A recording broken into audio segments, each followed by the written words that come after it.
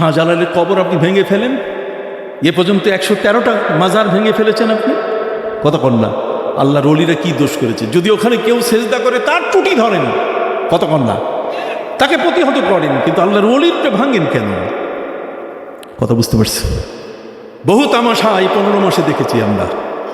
কি দেখেছেন কি না? বহু তামাশা দিয়েছি। ইমানের খেলা নিয়ে আজ আগুনের মধ্যে ঝাঁপ দিয়েছে কিছু দুষ্ট মানুষ। আমাদেরকে বেঈমান তারা বানাতে পারবে না। আমরা বড় শক্ত। আল্লাহর ওলিরা না আসলে আমাদেরকে আলু ভর্তা খাওয়াই ফেলতো বহু আগে। কথা বুঝলেন না? আল্লাহর ওলিরা আমাদের আসছে বিধায় তাদের নজরিয়া, তাদের দৃষ্টিভঙ্গি, তাদের এই সমস্ত আকীদা, তাদের বিশ্বাসগুলোকে আমরা ধারণ করে আছি বিধায় ওরা আমাদের গায়ে ঘেঁষতে পারে না। নাহলে এর আগে ডাইলে চাইলে খিচুড়ি বানাই ফেলতো আমাদের, আমরা সাধারণ থাকতাম না।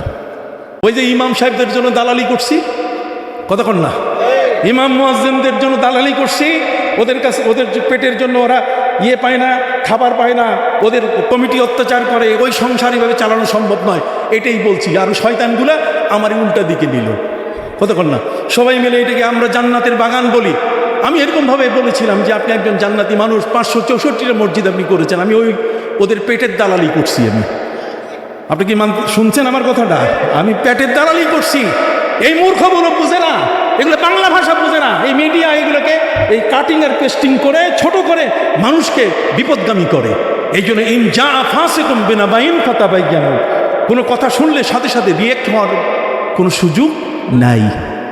এই জন্য আমি সরকারকে বলবো, যখন যে সরকার আসবে খবরদার কোনো মার্কা কাবা ঘর অনুমোদন দিবেন না। কাবা ঘর কখনো কোনো দলের মার্কা হবে না, কতক্ষণ, ঠিক এমনি করে নবীর মসজিদে নববী কখনো মার্কা হবে না। কারণ এটার বিপক্ষে একটা দল কাবাকে ছোট করবে, নবীর পবিত্র মসজিদকে তারা ছোট করবে, বাইতুল মুকাদ্দাসকে করা যাবে না, কোরআনকে কোনো অবস্থাতেই মার্কা বানানো যাবে না। ঠিক অনুরূপভাবে মিজানকেও কখনো মার্কা বানানো যাবে না। এগুলো আল্লাহর নিদর্শনের এক একটা। কতক্ষণ, একটি কথা বলে গেলাম, খুব মনে রাখবেন, এটা কখনো মার্কা হবে না। কারণ এটাতে কেউ এটাকে ওজনে কম বানায়, এটা বেশি বানায়, কেউ এটা নিয়ে ব্যঙ্গ করে, এটাকে কেন্দ্র করে, এটাকে ভর করে মানুষকে ধোঁকা দিচ্ছে, কতক্ষণ না, এটাকে নানাভাবে অস্ত্র হিসেবে ব্যবহার করা হচ্ছে। এটাকে বলা হচ্ছে ইনসাফের মাপকাঠি, অথচ ওই হিন্দু মানুষটা কি করে বলবে যে এটা এই সত্যের এটা মাপকাঠি হইতে পারে, আর সে আল্লাহর দুধ হয়ে আসছে? এটা আজব ব্যাপার। এ সমস্ত কথাবার্তা কি শুনতেছি? এই পৃথিবীতে আর থাকার মন চায় না। এখন মাটির নিচ আমাদের কাছে উপরে থাকার চেয়ে উত্তম হয়ে গেছে। কতক্ষণ, মাটির নিচটাই এখন আমাদের কাছে উত্তম মনে হচ্ছে। কথা বুঝতে পারছেন? আপনি ওই জিনিসগুলো মার্কা বানাবেন, যে জিনিসগুলো কেউ যদি উল্টাপাল্টা বলে তাহলে সে গুনাহগার হবে না। কতক্ষণ না, আপনি আরেকজনকে গুনাহগার বানাবেন। আপনি কোরআন মার্কা বানাবেন, তখন একজনে বলবে যে এটার মধ্যে ভুল আছে, তা আপনি মার্কা বানাইয়া সর্বনাশ করলেন। এই জন্য সরকারকে, নির্বাচন কমিশনকে আমি বলবো, এই ধরনের কোনো মার্কা যেন কখনো এই জাতির জন্য, দেশে মুসলিম অধ্যুষিত এলাকা, পীর মাশায়েখের দেশ, অতএব কখনো এই সমস্ত মার্কা দিয়ে কেউ ধোঁকা দিবে আমাদেরকে, আমরা এটা কখনো মেনে নিব না। আজকের এমন একজন মহান আল্লাহর ওলির ইসালে সব মাহফিল, যিনি আল্লামা সাহেব কেবলা রহমতুল্লাহ আলাইহির খলিফা ছিলেন। আল্লামা সাহেব কেবলা রহমতুল্লাহ আলাই, তিনি খলিফা ছিলেন আল্লামা ইয়াকুব বদরপুরি রহমতুল্লাহ আলাই। জনপুরি সিলসিলায় সাধারণত বাঙালিদেরকে খেলাফত দেওয়া হয় না, খুব কম। বাংলাদেশের মধ্যে এ যাবৎকাল আমরা দেখেছি যে জনপুরি সিলসিলার যারা, তাদের আওলাদ যারা, তারা আসেন, এসে তারা আমাদেরকে ওয়াজ নসিহত করেন, আমাদেরকে তারা হেদায়েত, দিক নির্দেশনা দিয়ে যান। কিন্তু আল্লাহ পাক রব্বুল আলামিনের অশেষ মেহেরবানি, আল্লামা সাহেব কেবলা রহমতুল্লাহ আলাইহির মাধ্যমে বদরপুরি রসিলায় আমরা সেই সিলসিলারই একজন বড় মাপের অলি, শুধু চানগ্রাম, বড়লেখা, এখানে দাসের বাজারের তিনি অলি নন, তিনি এই সিলেট, যেটাকে বলা হয় মদিনাতুল আউলিয়া, আউলিয়ার শহর, বৃহত্তর সিলেটের তিনি হলেন একজন অন্যতম অলি, অন্যতম পীর, অন্যতম রাহবার আল্লামা আব্দুর রহমান সাহেব বর্ণী রহমতুল্লাহ আলাই। আজকে তার ইসালে সব মাহফিলে আমরা এসেছি। ইসালে সব শব্দের অর্থ হচ্ছে সব পাঠায় দেওয়া। কিন্তু আল্লাহর ওলিরা যারা, তারা আল্লাহর বন্ধু, তাদের কাছে আমরা কতটুকু সব পৌঁছাতে পারি, যেহেতু আল্লাহ তাদেরকে বন্ধু হিসাবে গ্রহণ করে নিয়েছেন। যাদেরকে আল্লাহ নিজের বন্ধু করে নিয়েছেন তাদের তো কোনো খৌফ নাই, ডর নাই, দুনিয়াও নাই, আখিরাতেও নাই। আলা ইন্না আউলিয়া আল্লাহি লা খাউফুন আলাইহিম ওয়া লা হুম ইয়াহজানুন। তাদের দুটো বৈশিষ্ট্য আছে, যে দুটো বৈশিষ্ট্য আমরা অনেক সময় রপ্ত করতে পারি না। তাদের মধ্যে একটা হলো ইস্তেকামত ফিদ্দিন। তাদের ঈমান এত মজবুত যে পৃথিবীর লোভ লালসা, আমরা কিছুক্ষণ আগে শুনেছি, এই পৃথিবীর কোনোটাই তাদেরকে আয়ত্ত করতে পারে না, নিতে পারে না, বশ করতে পারে না। তারা দুনিয়া বিমুখ হয়ে যান। তারা মহান আল্লাহর প্রেমে এই দুনিয়া থেকে নিজকে আলাদা করে ফেলেন। একটি হলো আল্লাযীনা আমানু ওয়া কানু ইয়াত্তাকুন। আর দ্বিতীয় নম্বর বৈশিষ্ট্য হলো যে তারা মুত্তাকি, তাকওয়ার সবকে থাকেন। আর যারা তাকওয়ার সবকে থাকেন তারা হারামের থেকে শত মাইল দূরে তারা অবস্থান করেন। তাকওয়ার যতগুলো সংজ্ঞা আছে তার মধ্যে একটি সংজ্ঞা হলো, যদি ফিরিস্তা দিয়ে তাদের আমলনামা অডিট করানো হয় তাহলে ফিরিস্তারা গুনাহ খুঁজে পাবে না। কথা বুঝতে পারছেন? যদি এটি ফিরিস্তাদের দিয়ে অডিট করানো হয়, আমাদের মাদ্রাসা যেমন অডিট করতে আসে, স্কুল অডিট করতে আসে, পরিদর্শন করতে আসে পরিদর্শক বৃন্দ, আল্লাহর ওলিরা তারা এমন যে ফিরিস্তা তাদের আমলনামায় কোনো গুনাহ খুঁজে পাবে না। কারণটা কি? কারণটা হচ্ছে এই যে তারা পৃথিবীর মধ্যে আল্লাহর বান্দা হিসাবে নিজকে প্রথমে গড়ে তোলেন। প্রথমে তাদের ভিত্তিটা হলো কি? বান্দা।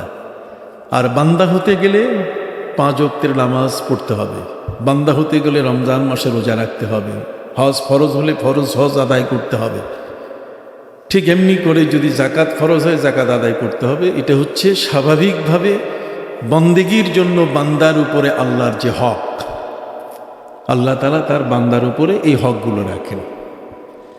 কিন্তু বান্দা এই ইবাদতগুলোর সুযোগ নিয়ে আরও কিছু অ্যাক্সেস ইবাদত করেন, যে ইবাদতগুলোতে মূল উদ্দেশ্য হলো আল্লাহর আরও কত কাছে যাওয়া যায়। বান্দা যখন সেজদা করে, আকরাবু মা ইয়াকুনুল আবদু ওয়া হুয়া সাজিদুন, বান্দা যখন সেজদায় পড়েন তখন সে আর দূরে থাকে না, বরং সে আল্লাহর কুদরতি কদমের উপরে সে সেজদা করে। তাহলে কত নিকটে সে চলে যায়। কথা বুঝতে পারছেন? এই জন্যই কেউ কেউ বলেছেন as-সালাতু মি'রাজুল মুমিনিন। মেরাজে নবী করিম সাল্লাল্লাহু আলাইহি ওয়াসাল্লাম যেমন আল্লাহর নিকটে চলে গেছেন, আর বান্দা নামাজ পড়লে ঠিক আল্লাহর কুদরতি কদমের পাশে চলে যায়।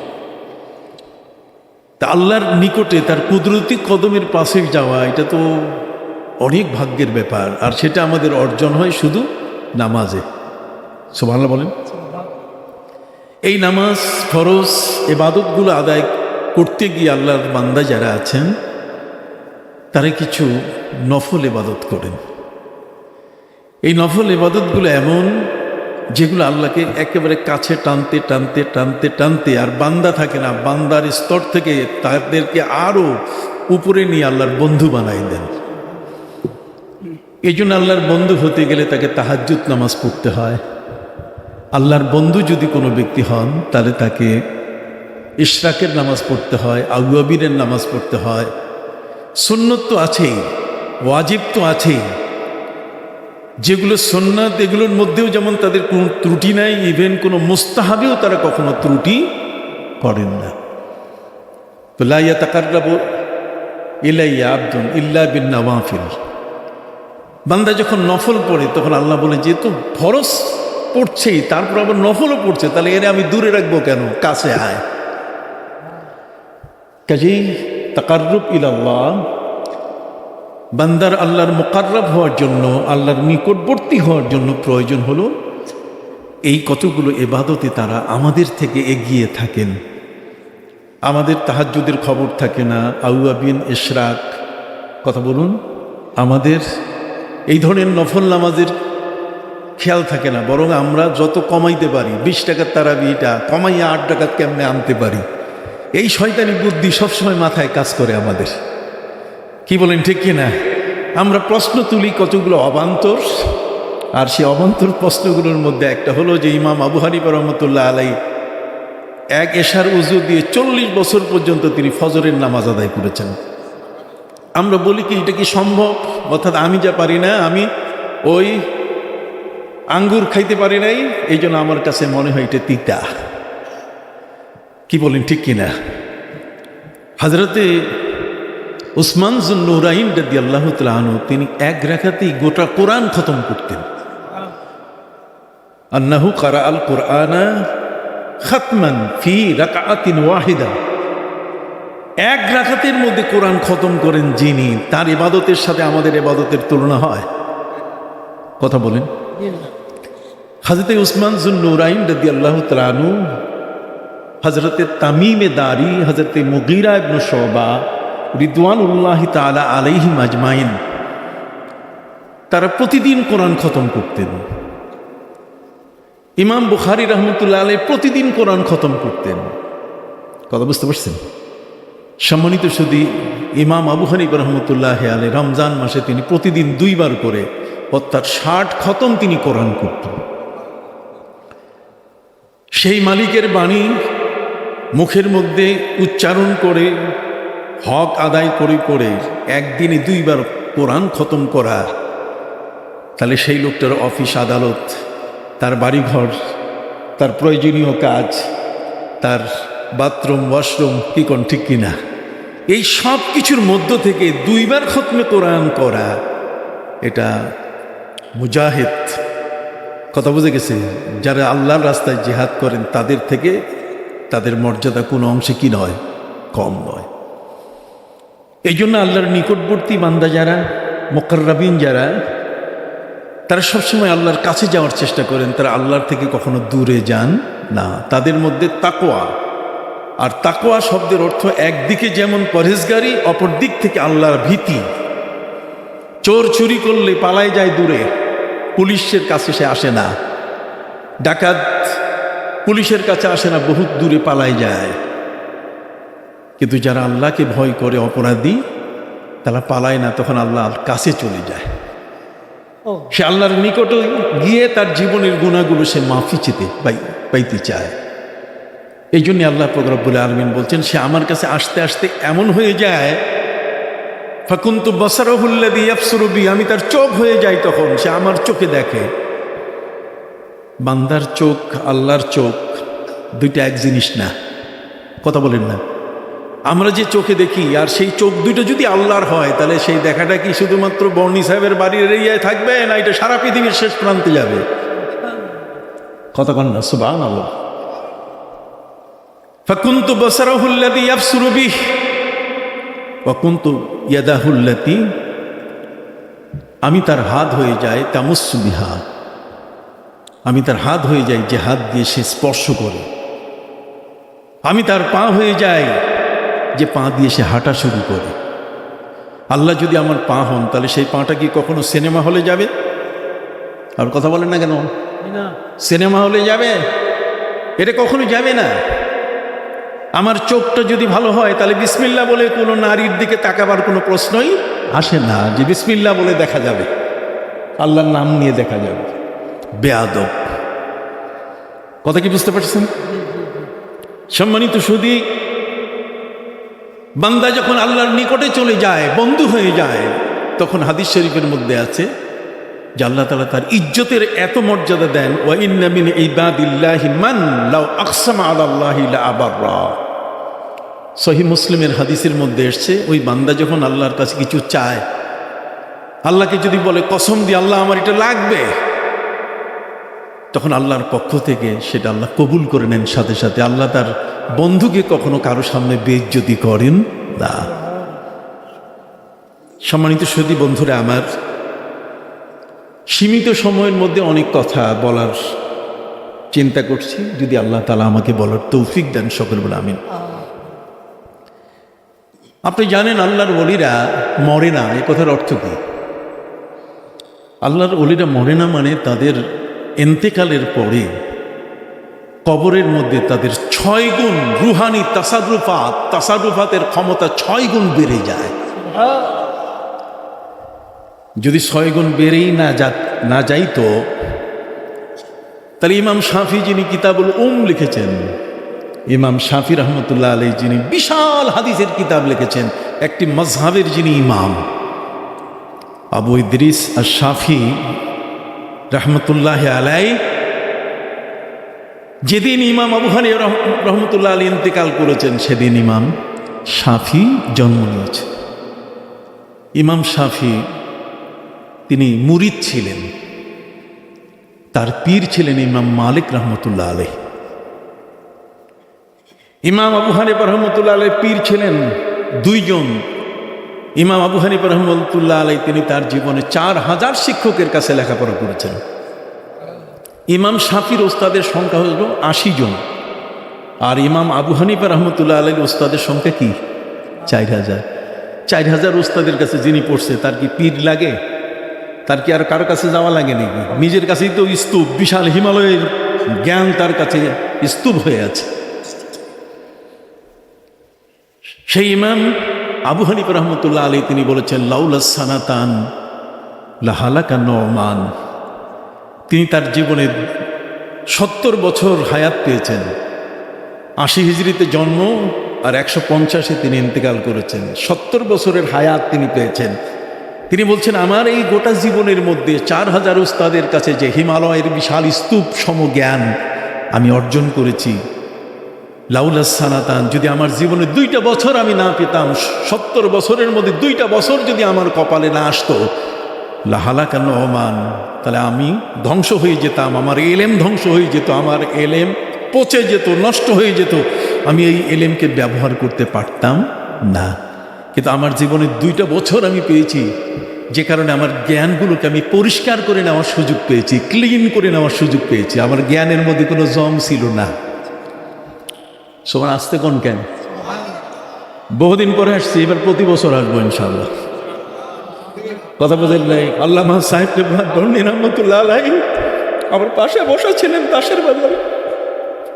পাশে থেকে আমি কথা বলেছি, কি একজন মায়ার মানুষ, মিষ্টি হাসির মানুষটা পাশে বসা ছিলেন।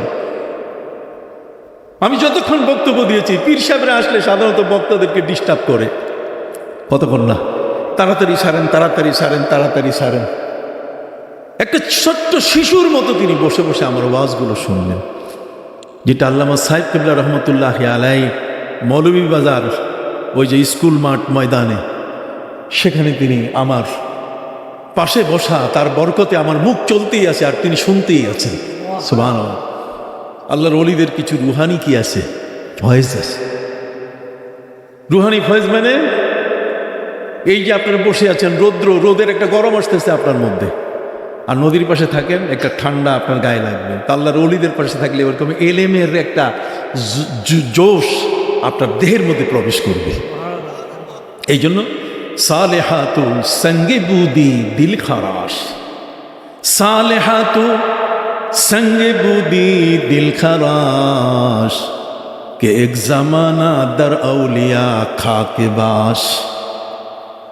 তুমি যদি তোমার মনটাকে এখনো পাথরের মতো কঠিন মনে করো, কাউকে মানতে চায় না, তোমার মনটা কারো কাছে সমর্পণ করতে চায় না, সালেহাতু সঙ্গে বুদি দিল খারাস, কে এক জামানা দর আউলিয়া খাকে বাস। তাহলে অল্প একটু সময় আল্লাহর ওলির সামনে মাটি হয়ে বসে থাকো। মাটি যেমন নড়ে চড়ে না, তুমি ওইভাবে আদবের সাথে বসে থাকো। যে আয়াতগুলো আমি পড়েছি আপনাদের কাছে, কিছু অংশ পড়ি নাই সময়ের প্রতি লক্ষ্য করে। ক্বালা লাহু মূসা হাল আত্তাবিউকা আলা আন তুআল্লিমানি মিম্মা উল্লিমতা রুশদা। তার কয়েকটা আয়াতের পরে শর্ত দিয়েছেন, ক্বালা ইন ইত্তাবা'তানি ফালা তাসআলনি আন শাইইন হাত্তা উহদিসা লাকা মিনহু যিকরা। আমি আস্তে করে বুঝাই দেব, সব শুনে রাখলেন আয়াতগুলো। সম্মানিত সুধী, আল্লাহর ওলিরা এমনই হয়, ইমাম আবু হানিফা রাহমাতুল্লাহ আলাইহি, তার নাম ছিল নোমান ইবনে সাবিত। তিনি বলেছেন, লাউলা সানাতান লাহালাকা নোমান, আমার 70 বছর জীবনের মধ্যে যদি 2টা বছর না পেতাম, তাহলে আমার সব এলেম যা আছে সবগুলো একেবারে ডাস্টবিনে ফেলে দেওয়ার মতো হয়ে যেত। আমি এলেমগুলা পরিষ্কার করে নিতে পারতাম না। এলেমের উপরেও কিন্তু জং ধরে, ময়লা পড়ে। বলেন না ভাই, মানুষের জ্ঞানের মধ্যেও কি জং পড়ে, ময়লা ধরে। ইউনিভার্সিটি পাশ করে এসে মায়ের শাড়ি ধরে টানতেছে, বাবাকে থাপ্পড় মারে, এগুলো জং পড়ছে না জ্ঞানে? কথা বলেন। হযরত ইমাম আবু হানিফা রাহমাতুল্লাহি আলাইহি তিনি বলেন, লাউলা সানাতান লাহালাকা নোমান, যদি আমার জীবনে 2টা বছর না পেতাম, তাহলে আমার জ্ঞানের জংগুলো, জ্ঞানের ময়লাগুলো আমি পরিষ্কার করতে পারতাম না, আমি ধ্বংস হয়ে যেতাম। ইউনিভার্সিটি পড়ে, তারপরও জ্ঞানের মধ্যে ময়লা। কথা কর না। নবীজি সাল্লাল্লাহু আলাইহি ওয়াসাল্লামকে নিয়ে বাজে কথা বলে, আম্মাজান খাদিজাকে নিয়ে বুড়ি, তালাক খাইছে, এগুলো ওই ময়লা পড়ছে জ্ঞানের উপরে, জং ধরছে। ঠিক কি না? ইমাম আবু হানিফা রাহমাতুল্লাহ আলাইহি বলেন, আমি 2 বছর আমি 2 জন আল্লাহর ওলির খেদমতে ছিলাম। সুবহানাল্লাহ বলেন।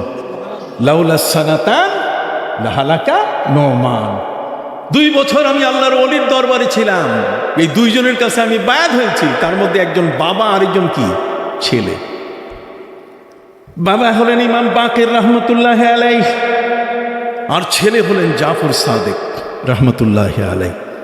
এই বাবার বেটা, এই 2 জনের খেদমতে, 2 জন ওলির খেদমতে আমি ছিলাম। আমার জীবনে 2 বছর 70 বছরের জ্ঞানগুলো আমি পরিষ্কার করে নিয়েছি, একবারে ময়লা মুক্ত করে নিয়েছি, যে কারণে আমার মুখ থেকে কোনোদিন নবী রাসূলের শানে, কোনো মুরব্বী অলিয়া উলিয়াদের শানে কখনো কোনো বেয়াদবিমূলক কথা আসে নাই। আমি ইবাদতের রস সঞ্চয় করেছি, ইবাদতের যে গভীরতা কি, ডিগনিটি কি, ইবাদতটা যে কত মজার, এটা আমি বুঝতে পারছি আল্লাহর ওলিদের দরবারে যাইয়া। একাকি পড়া আর আল্লাহর ওলিদের দরবারে গিয়ে পড়া, 2টার মধ্যে কি পার্থক্য আছে? এখানকার মেশিন আছে আল্লাহর ওলিদের কলবের মধ্যে, কতক্ষণ না। ওই মেশিনটা যদি একবার আপনার দিকে আস্তে করে যাওয়া শুরু করে, তো দেখবেন আস্তে করে আপনি সাফ হয়ে গেলেন, পরিষ্কার হয়ে গেলেন, আপনি সুফি হয়ে যাবেন। সুবহানাল্লাহ বলা, সাফ হয়ে যাবেন, আপনি সুফি হয়ে যাবেন। কথা বুঝেন নাই? সম্মানিত সুধী বন্ধুরা আমার, এই জন্য ইমাম আবু হানিফা রাহমাতুল্লাহ আলাইহি তিনি নিজেও পীর ছিলেন, আবার পীরের তিনি কি ছিলেন? মুরিদ ছিলেন। তার 2 পীরের নাম বলে দিলাম, কি? ইমাম বাকির এবং ইমাম জাফর সাদিক রহমতুল্লাহ আলাইহিমা। ঠিক অনুরূপভাবে ইমাম শাফি রহমতুল্লাহ আলাই, তার পীরের নাম হল ইমাম মালিক রহমতুল্লাহ আলাই। ইমাম মালিকের পীর হলেন কারি নাফে।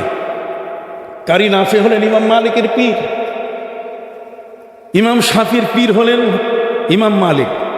আর ইমাম আহমদ বিন হাম্বল রহমতুল্লাহ আলাই, যিনি 12.5 লক্ষ হাদিসের হাফেজ, তার পীর হলেন ইমাম শাফি রহমতুল্লাহ আলাই।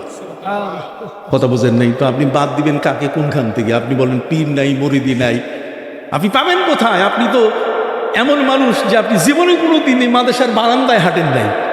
আপনি হাঁটছেন হয়তো মেডিকেলের কোনো বারান্দায়, কতক্ষণ না। আপনি হয়তো হাঁটছেন ওইরকম কিছু খারাইয়া পেশাব করে যেগুলো, ওগুলোর পাশ দিয়ে আপনি হাঁটছেন। আপনি কোনো দিন কোনো আলেমের পাশে আপনি জীবনে হাঁটেন নাই। কাজে আপনার মুখ থেকে আসবে কিভাবে? আপনার জ্ঞানের তো এখনো অনেক জায়গা ভ্যাকুম খালি আছে, ওখানে এখনো আল্লাহর দ্বীনই জ্ঞান ঢুকে নেই। যা পরপর করেন মুখে, চটচর করেন মুখে, এমনি আপনার কাছে কিছু নাই, শূন্য। সম্মানিত সুধী বন্ধুরা আমার,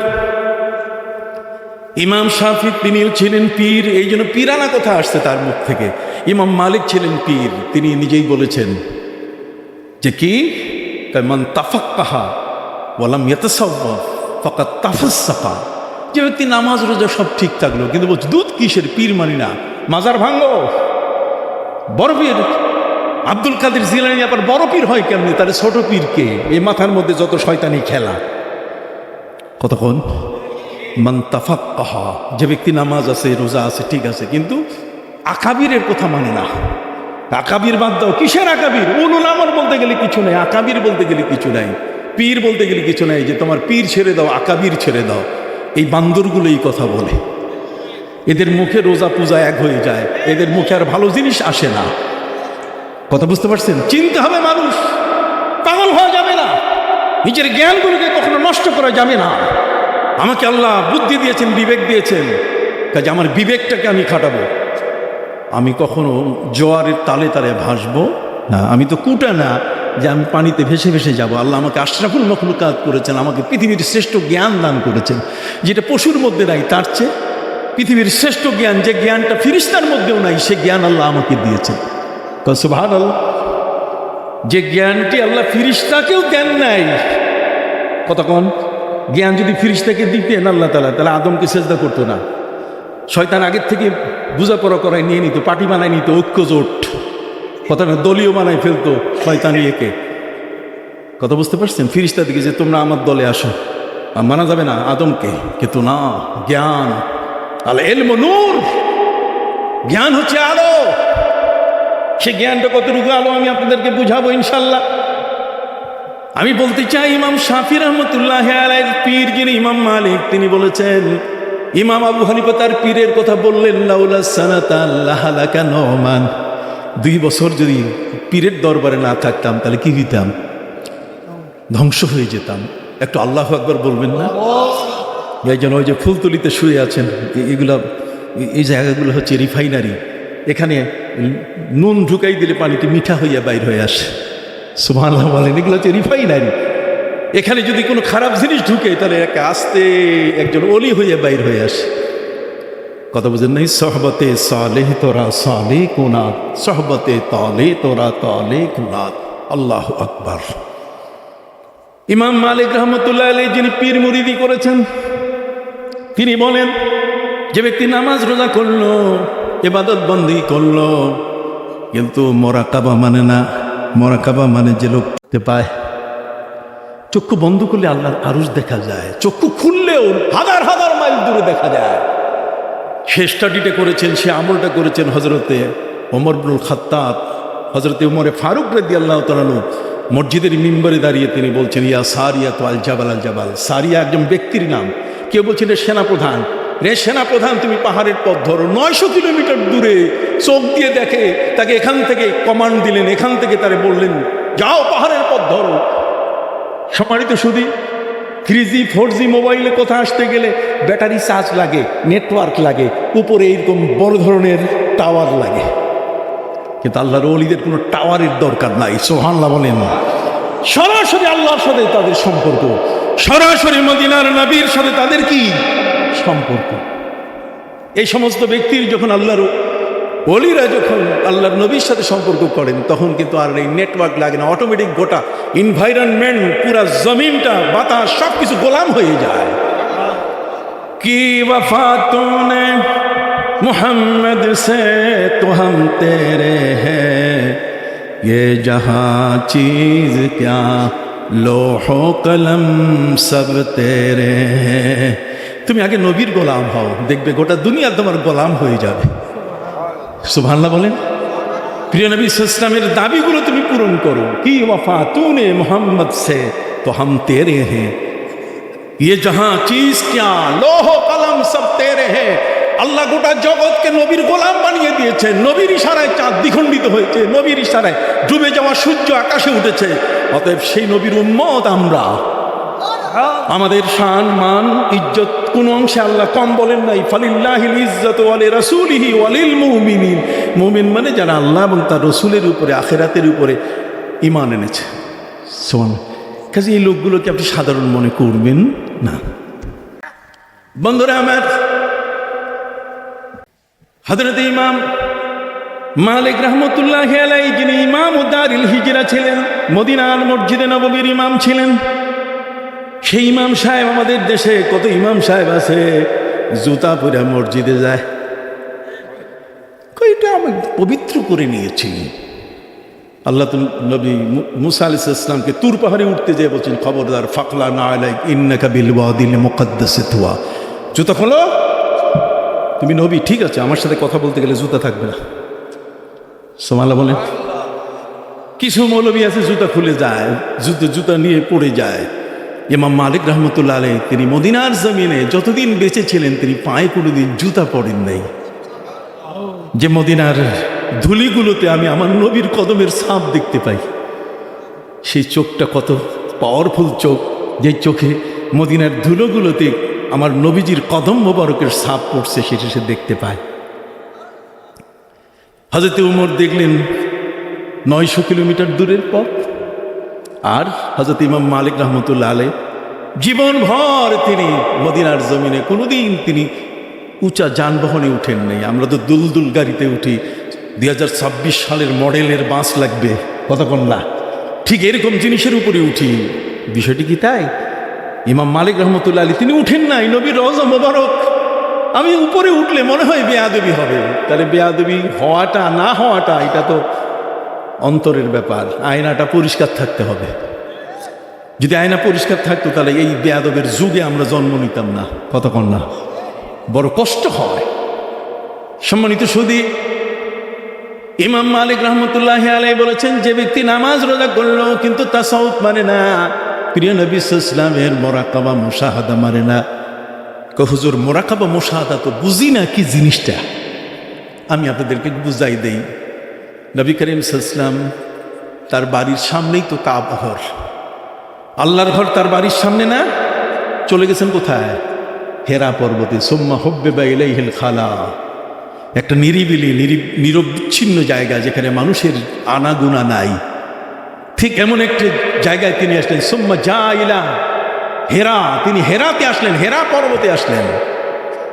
হেরা পর্বত 2100 কদম উপর, এরপরে 70 কদম নিচে, যেখানে নবীজি সাল্লাল্লাহু আলাইহি ওয়াসাল্লাম বসে বসে ধ্যান করতেন, মোরাকাবা করতেন। এই জায়গাটাকে বেছে নিলেন এই কারণে নবীজির কোরআন নাজিল হয়েছে মোরাকাবা, তাসাউফের মহাভাণ্ডার, মহাজগৎ, তাসাউফের মহাজগতের মধ্যে নবী যখন ঢুকে পড়েছিলেন তখন আল্লাহর ওহী নবীর কাছে আসা শুরু করেছে। সুবহানাল্লাহ বলেন। আল্লাহর নবীর কাছে আল্লাহর কি আসা শুরু করেছে? ওহী শুরু। এটা আনতে গেলে দুনিয়া থেকে একটু আলাদা হতে হবে, তবে শরীয়ত থেকে আলাদা হওয়া যাবে না। এই কারণে যে নবী করিম সাল্লাল্লাহু আলাইহি ওয়াসাল্লাম যে গুহার মধ্যে বসেছিলেন সেই গুহা থেকে কাবা ঘর দেখা যায়। এমন একটা জায়গায় তিনি মোরাকাবা করছেন, তাসাউফ আধ্যাত্মিকতার সাধনাও চলছে, আবার শরীয়ত চোখের সামনে কাবা। এই জন্য কাবা ঘর শরীয়ত, আর হেরা পর্বত হলো মারেফত। সুবহানাল্লাহ বলেন। কাবা ঘর কি? শরীয়ত, আর হেরা পর্বত কি? কাবা ঘরে নামাজ হবে, রুকু হবে, সেজদা হবে, তওয়াব হবে, কতক্ষণ না, সব কিছু হবে, কিন্তু আরাধনার জায়গা নিরিবিলি নীরব। এই জন্য আল্লামা সাহেব কিবলা রহমতুল্লাহ আলাইহি যখন চিল্লাকাশি করতেন মসজিদে না, পাহাড়ের গুহা গর্তের মধ্যে কবর বানাইয়া সেখানে চিল্লাকাশি করতেন। এইটার নাম সিল্লা। এই সিল্লা আসছে ওই পাহাড় থেকে, নবীর হেরা পর্বত থেকে সাহেব কিবলা পাহাড় বেছে নিয়েছেন, সেখানে কবর খুঁড়ে ওইখানে বসছেন। দেখা যাইতো যে বাপের বেটা এখানে সাপ আসলে কে ঠেকায়, কতক্ষণ না, এখানে বাঘ আসলে কে ঠেকায়। ভাইরা আমার, যারা আল্লাহর পথে থাকেন তাদেরকে বাঘ চিনে, সাপ চিনে। সম্মানিত সুধী, হযরতে বড় পীর আব্দুল কাদের জিলানী রহমতুল্লাহ আলাইহি তিনি বাঘের পিঠে সওয়ার হয়ে চলতেন। হযরতে ওই যে শুয়ে আছেন সেই পদ্মা নদীর দরগা ঘাটে রাজশাহীতে শাহ মাকদুম রূপস রহমতুল্লাহ আলাইহি তিনি কুমিরের পিঠের উপরে সওয়ার হতেন। হযরতে শাহ মাকদুম রূপস কুমিরের পিঠে, আর শাহ সুলতান মাহমুদ বলখি রহমতুল্লাহ আলাইহি তিনি আসলেন ইরানের বল্ক থেকে মাছের পিঠে। মাছের পিঠে ওলিদেরকে বহন করে, টয়টাকারের পয়সা লাগে না, আল্লাহ তাদের যানবাহন তৈরি করে দেন। একটু বড্ড করে সুবহানাল্লাহ বলবেন না? হাত উঁচু করে বলেন সুবহানাল্লাহ। বন্ডি সাহেবের দরবারে এসেছি, একটা সাধারণ জায়গায় নয়, আল্লাহর এক মহান ওলির দরবারে এসেছি। আপনি না আসলে হবে কি? টাকা পয়সা দিবেন না, অসুবিধা নাই। ওয়া মান ইয়াত্তাকিল্লাহা ইয়াজআল লাহু মাখরাজা ওয়া ইয়ারযুকুহু মিন হাইসু লা ইয়াহতাসিব। আপনি দিবেন না, যিনি তাকওয়ার উপরে আছে আল্লাহ তাআলা তার রিজিকের দুয়ার খুলে দিয়েছেন, আপনি দিবেন না, আরেকজনের পকেট থেকে আসবে। দরবার কোনোদিন বন্ধ হবে না, মুত্তাকিদের দুয়ার কোনোদিন বন্ধ হবে না, তাকওয়ার দরজা কোনোদিন বন্ধ হবে না। কথা কি বুঝতে পারছেন? সম্মানিত শুধু এই জন্যই বলতেছিলাম, ইমাম মালিক রহমতুল্লাহ আলাইহি তিনি বলেছেন শরীয়ত মানলো কিন্তু মারিফত মানলো না, এটা ফাসেক। এটা কি ফাসেক? বুঝেন নাই? পীরলি মানে না, আবার নতুন করে শুরু করছে কি আকীদা, আবার কি জিনিস বুঝেন নাই? এমনি আমরা মিলে গেছি, আকীদা যারটা সে নেবে, এটা হয় নাকি? লা ইয়াত্তাখিযুল মুমিনুনা আল কাফিরিনা আউলিয়া মিন দুনিল মুমিনিন। খবরদার, কোন ইমানদার ব্যক্তি কোন কাফেরকে, কোন বেঈমানকে কোন অবস্থাতেই নিজে বন্ধু বানাবে না। আর আপনি তার উপরে নির্ভর করতেছেন, ইসলাম এটা কখনো অনুমতি দেয় নাই। সুযোগ থাকলে আমি সব বলবো আপনাকে। সম্মানিত সুধী বন্ধুরা আমার, ইমাম মালিক রহমতুল্লাহি আলাইহি বলছেন, মান তাসাওয়াফা ওয়া লাম ইয়াতাফাক্কাহ, যে ব্যক্তি নামাজ পড়ে না, রোজা রাখে না, কিচ্ছু করে না, কিন্তু মাশাআল্লাহ 1-1.5 মণ তালা গলার মধ্যে ঝুলাইছে, লাল ফেলা ঘুরাইছে, আছে না এরকম? আরে ভাই, আছে তো কিছু মানুষ যারা তালা লাগায়, লোহা পড়ে, চট ইত্যাদি। আমি তাদেরকে ছোট করছি না, এরকম কিছু আল্লাহর ওলি আছে যারা চট পরে হাঁটেন, কিন্তু এরা তাদেরকে কলঙ্কিত করছে। নামাজ নাই, রোজা নাই, আর তারা এই শুধুমাত্র ওই তালা ঝুলাইয়া আছে। নবী করিম সাল্লাল্লাহু আলাইহি সাল্লামের হাদিসের উপরে মন্থন করে আধ্যাত্মিক জগতের আরেকজন মহাসম্রাট ইমাম মালিক রহমতুল্লাহি আলাইহি তিনি বলছেন, ফাকাত তাজান্দাকা, এটা বেঈমান যে নামাজ নাই, রোজা নাই, খালি তালা ঝুলে আছে, আর কয় আমি শরীয়তের সব বুঝি, চোখ বন্ধ করলে আমি সব দেখি। এটা ভণ্ড। এটা কি? ওয়ামান জামা বাইনাহুমা, আর যদি শরীয়ত মারিফত, নামাজ রোজার পাশে আল্লাহর ওলিদের সাথে জিকির, আজকার, তাসবিহ, তাহলিল, তেলাওয়াত, কতক্ষণ না, মুরাকাবা, মুশাহাদা, এই সবগুলো যদি ঠিক থাকে, ফাকাত তাহাক্কাকা, তাহলে সে সঠিক পথে আছে, সেই মুহাক্কিক। সুবহানাল্লাহ বলেন। আসল ইমাম শাফি রহমতুল্লাহি আলাইহি তিনি বলছেন, সময় কিন্তু তোমাকে কেটে ফেলবে যদি তুমি সময়কে কাটতে না পারো। আর সাইফু আল ওয়াক্তু সাইফুন কাতিল, সময়টা হলো একটা ধারালো তরবারির মতো, এটা তোমাকে কেটে ফেলবে যদি তুমি ওকে ধরতে না পারো। এই জন্য সময়কে তিনি ব্যবহার করতে বলেছেন। সুবহানাল্লাহি ওয়া বিহামদিহি। সেই ইমাম শাফি রহমতুল্লাহি আলাইহি তিনি বলছেন, ইন্নী আতাবাররাকু বিকবরি নুমান ইবনে সাবিত, তিনি বলেন, আমি ইমাম শাফি 80 জন উস্তাদের বড় আলেম, কিতাবুল বিশাল হাদিসের কিতাব লিখেছেন। তিনি বলছেন, ইন্নী আতাবাররাকু বিকবরি আবি হানিফা বিকবরি নুমান ইবনে সাবিত, আমি যখন কখনো কোনো বিপদে পড়তাম, আমার কোনো দোয়া আল্লাহর দরবারে কবুল হওয়ার যখন প্রশ্ন হতো, তখন আমি আমার আরব ছেড়ে আমি আজমে চলে আসতাম। তার মানে ইমাম আবু হানিফা যেখানে শুয়ে আছেন, আমি ইমাম আবু হানিফার কবরের পাশে আমি চলে আসতাম। ইমাম শাফির চেয়ে আপনি বেশি বুদ্ধিমান হয়ে গেছেন। শাহজালালের কবর আপনি ভেঙে ফেলেন, এ পর্যন্ত 113টা মাজার ভেঙে ফেলেছেন আপনি, কতক্ষণ না? আল্লাহর ওলিরা কি দোষ করেছে? যদি ওখানে কেউ সেজদা করে তার টুটি ধরেন, কতক্ষণ না? তাকে প্রতিহত করেন, কিন্তু আল্লাহর ওলিটা ভাঙেন কেন? কথা বুঝতে পারছি? বহু তামাশা এই 15 মাসে দেখেছি আমরা। কি দেখেছেন কি না? বহু তামাশা দিয়েছি। ইমানের খেলা নিয়ে আজ আগুনের মধ্যে ঝাঁপ দিয়েছে কিছু দুষ্ট মানুষ। আমাদেরকে বেঈমান তারা বানাতে পারবে না। আমরা বড় শক্ত। আল্লাহর ওলিরা না আসলে আমাদেরকে আলু ভর্তা খাওয়াই ফেলতো বহু আগে।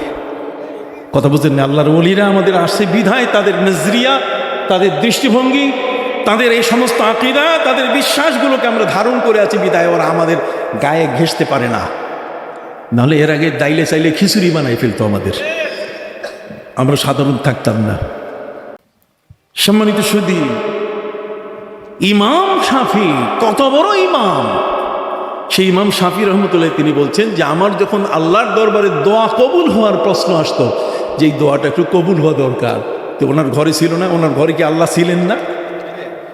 আপনি আমার সাথে একটু কথা বলেন না। ওনার ঘরে কি আল্লাহ ছিলেন না? তাহলে উনি চলে গেলেন কোথায়? ইমাম আবু হানিফা রহমতুল্লাহের মাজারে। ওখানে যাইয়া মাজারের পাশে যাই উনি দোয়া করতেন যে আল্লাহ, আপনার একজন অলি শোয়া আছেন, এই উসিলে আমার এই দোয়াটি কবুল করেন। উনি বলছেন আমার দোয়া কোনো সময় মিস যায় নাই। মাটির উপরে থাকা আর মাটির তলে থাকা দুইটার মধ্যে পার্থক্য আমরা করি, কিন্তু আল্লাহর ওলিরা কোনদিন মাটির উপর আর নিচের মধ্যে কোনো পার্থক্য করেন না। ইমাম শাফির মতে আমিন জোরে পড়তে হয়, সূরা ফাতিহার শেষে আমিন কি জোরে পড়তে, আর ইমাম আবু হানিফার মতে আমিন কি আস্তে পড়তে হয়। তো ইমাম শাফি যতবার আবু হানিফা রহমতুল্লাহ কবরের পাশে আসছে, মাগরিবের নামাজের ইমামতি দেওয়া হয়েছে, উনি আমিন জোরে বলেন নাই। সুবহানাল্লাহ। উনি আমিন কি জোরে বলেন। তাহলে তাদের কাছে মাটির নিচে যিনি আর মাটির উপরে যিনি, দুইটার মধ্যে কোনো পার্থক্য ছিল না। আর আমরা বলব বেটা কে দুধ, এটা কিছু আছে নাকি? এই যে ইরাক থেকে আপনি জর্ডানের দিকে আসবেন, সেখানে আল্লাহর একজন ওলির মাজার আছে। একজন খাদেম তার পীরকে বলছে যে হুজুর আপনি তো যাচ্ছেন, একজন আল্লাহর ওলি এখানে আছে। কয় না না, কিসে আল্লাহর ওলি, মাটির নিচে কিছুই নেই। নিচে যিনি শুয়ে আছেন উনি পাও বাইর করে দিছে, আমি কিন্তু আসি, হ্যাঁ আসি, পাও বাইর, ওই পাটা এখন রাখা আছে, পা বাইর করে দিছে। জি, আমি আমার ভাইদের খেদমতে আরজ করতে চাই, এগুলো ইমাম শাফি, ইমাম আবু হানিফা বললাম, ইমাম মালিক বললাম, ইমাম শাফি বললাম, বাকি আছে কে? হাম্বলি মজাবের ইমাম আহমদ বিন হাম্বল রহমতুল্লাহ। ইমাম আহমদ বিন হাম্বল 12.5 লক্ষ হাদিসের হাফেজ, 12.5 লক্ষ হাদিসের হাফেজ, এত বড় একজন আলেম। তিনি তার ছেলেকে বলছেন খবরদার তুমি পীরের দরবারে যাবে না। ইমাম আহমদ বিন হাম্বল রহমতুল্লাহ আলাইহি তিনি তার ছেলেকে নির্দেশ দিয়েছেন, খবরদার এই অলি বুজুর্গ পীর মুর্শিদ নামে যা আছে এদের কবরের পাশে যাবা না। সেই ইমাম আহমদ বিন হাম্বল রহমতুল্লাহ আলাইহি কড়া নির্দেশ ছেলের প্রতি। আসলে আমাদের দেশে কিছু মানুষ দুদিগুলোর কাছে যাবা কেন, কি আছে ওখানে, বেটা চাকরি কর, এখানে যাবা কেন? দোয়া করার জন্য আমরা মাজারের পাশে যাই, এটা ইমাম শাফি থেকে সাব্যস্ত, কি বলেন ঠিক না? ওরা কাটতে পারবে না। সম্মানিত শুধু ইমাম আহমদ বিন হাম্বল রহমতুল্লাহ আলাইহি তার পরিবারকে সতর্ক করে দিয়েছেন, ছেলেকে, ছেলে মানে কি আমার ওয়ারিস, যে এখন কোনো অলির দরবারে যাবে না, নির্দেশ দিয়েছেন। ইমাম আহমদ বিন হাম্বল রহমতুল্লাহ আলাইহি তিনি 12.5 লক্ষ হাদিসের মধ্যে কয়েকটা হাদিস নিয়ে বিপদে পড়লেন, যেগুলোর অর্থ উনি বুঝতেছেন না। এটা হতেই পারে, যদি আমরা সবগুলোর অর্থ বুঝতাম তাহলে কেউ এই মেট্রিক পরীক্ষা দেওয়ার জন্য, কথা বুঝেন নাই, আমরা স্কুলে ভর্তি হইতাম না। নিজে বুঝি, বোঝার জন্য আমাদের ওস্তাদ দরকার আছে কিনা? আরে জোরে বলেন, ওস্তাদ দরকার আছে কিনা? ওস্তাদের কাছে যাইতে হয়, জিনিসটা বুঝে নিতে হয়। পাখি সব করে রব, রাত্রি পোহাইল, কারণ কুসুম কুলি ফুটিয়া উঠিল। তাহলে এখানে পাখি সব, এই সবটা কি? এটা তালিবা স দিয়ে না এটা দন্ত স দিয়ে? কোনটা এটা? কথা কোন? আপনি তো বুঝতে হবে, আপনাকে যাইতে হবে। হ্যাঁ, 100 কত রকম স? একটা দন্ত স যেটা দাঁত দিয়ে বাইর হয়, একটা মূর্ধনা স যেটা মাঝখানে জিব্বার মধ্য দিয়ে উপরে ঠেলা দিয়ে যেটা বাইর হয়, একটা পেট কাটা স। কতক্ষণ না? কত স? দন্ত স, তালেবস্য, কতক্ষণ না? মূর্ধন্য স, এই যে কইতেছে যেটা শক, কোন শটা কখন আসবে দেখেন না? এখানে পেশাব করা নিষেধ, দ লিখে দেয়। কি লেখে? দ। এখানে পেশাব করে কি নিষেধ, দ। এটা কি দ হবে না ধ হবে? না, পেট কাটা স হবে। কোনটা? কথা কি বুঝতে পারছেন? যা হোক, সম্মানিত শুধু ইমাম আহমদ বিন হাম্বল রহমতুল্লাহ আলাইহি 12.5 লক্ষ হাদিসের হাফেজ তিনি, 12.5 লক্ষ হাদিসের হাফেজ। কয়েকটা হাদিস নিয়ে তিনি বিপদে পড়ে গেলেন, অর্থ বুঝতেছেন না।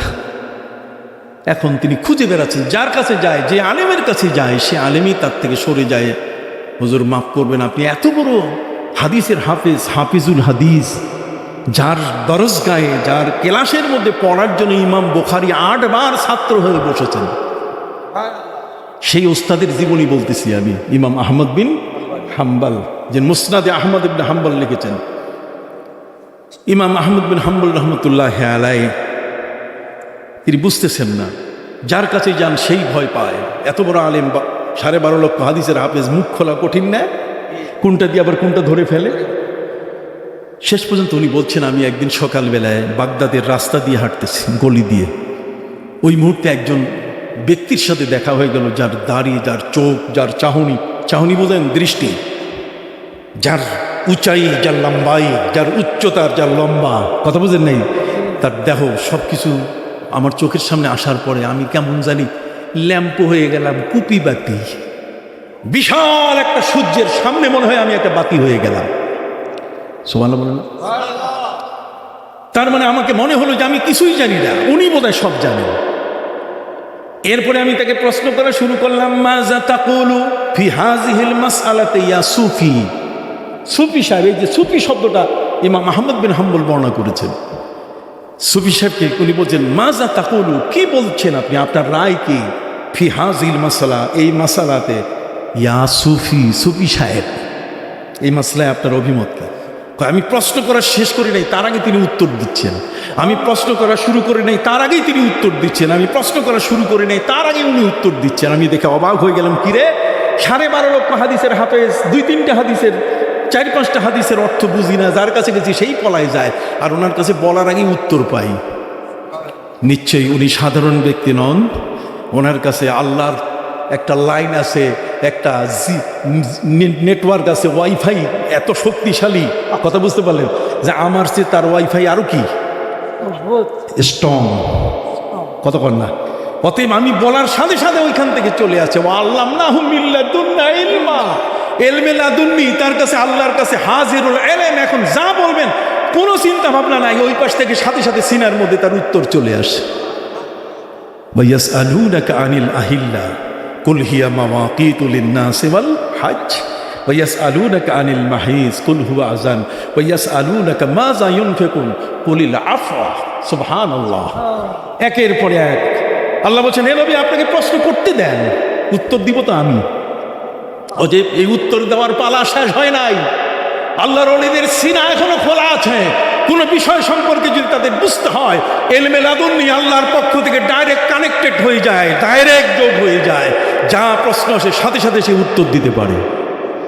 তার জন্য কোনো ওস্তাদের ক্লাস প্রয়োজন হয় না, কোনো ওস্তাদের ক্লাসে গিয়ে তাকে পড়তে হবে এটাও তার প্রয়োজন কি নাই। আল্লাহু আকবার বলেন। ইমাম আহমদ বিন হাম্বল রহমতুল্লাহ আলাইহি তিনি বলেন, হুজুর 12.5 লক্ষ হাদিসের হাফেজ আমি নিজেই 4-5টা হাদিসের অর্থ বুঝি না, কাজী হুজুর বুঝছি, আপনি সাধারণ না, আমারে বায়াত করান, আমি আপনার হাতে বায়াত হব। দেখছেন 12.5 লক্ষ হাদিসের হাফেজ তিনি বায়াত হচ্ছেন ওই ব্যক্তির কাছে, যে এই ব্যক্তি সম্বন্ধে ইমাম আবু হানিফা আগেই বলে গেছেন, তার নাম হলো আবু হামজা। নাম কি? ইমাম আহমদ বিন হাম্বলের পীর হচ্ছেন আবু হামজা। আবু হামজার কাছে বায়াত হলেন। এখন তো পীরের বায়াত মানে কি বিক্রি, তারপরে আমি সব বিক্রি করে দিছি। ইন্নাল্লাযীনা ইউবাইউনাকা ইন্নামা ইউবাইউনাল্লাহ ইয়াদুল্লাহি ফাওকা আইদিহিম। দেশের রাষ্ট্রপ্রধান হয়েছেন, আপনি শপথ করতেছেন যে আমি এই করবো না, ওই করবো না, আমি নীতি মানিয়া চলিব ইত্যাদি, কিন্তু নীতি কই মানে বিনা জামিনে জেলখানা থেকে ছাইরা দেয়, কতক্ষণ না, আদালতের কোনো জামিন নাই, জেলখানার মুখ থেকে ছাইরে দিছে, যাবেন কোথায়?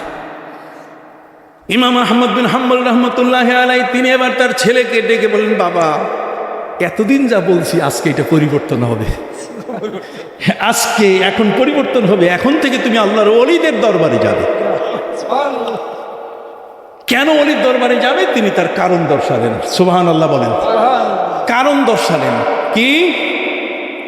ইত্তাবি মিন হাউলাইল্লাযীনা যাদু আলাইনা বিল ইলমি, যে ওলির দরবারে আমি তোমাকে যাইতে বলছি আল্লাহর ওলিদের এলেম আলেমদের চেয়ে বেশি। হইল না? সুবহানাল্লাহ। খুব দুর্বল মুখে আসলো। আমি কি দলিল ছাড়া কইতেছি নাকি? ভাইরা আমার, কি চমৎকার কথা বলা হয়েছে।